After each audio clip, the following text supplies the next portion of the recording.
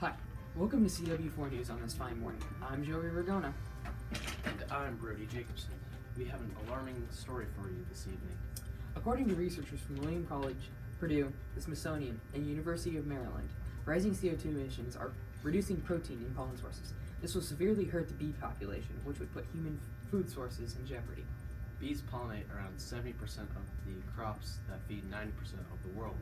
They also bring in $30 billion in crops. Items such as apples, strawberries, avocados, coffee, and cotton are only a few of the many resources we would lose.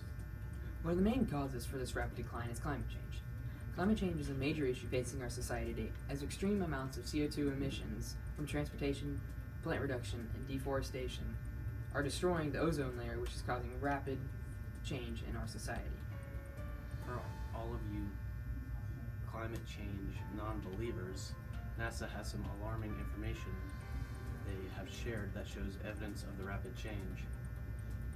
Average temps have risen above 1 degree Celsius. The ocean's acidity has risen above 30%.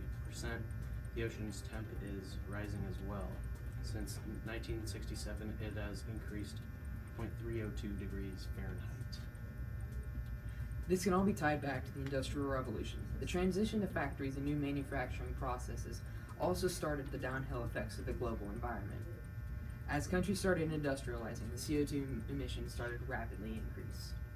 CO2 emissions have shown no signs of slowing down since hardly any actions have been taken to reduce the CO2 emissions and the effect it has on the environment.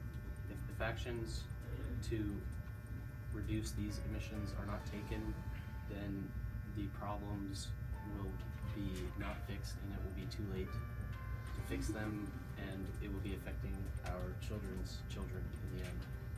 Temperatures will continue to rise, ocean acidity will increase, ice caps will continue to melt if regulations aren't placed and strictly enforced on factories, vehicles, and deforestation, because right now these factors are killing the environment and it needs to end.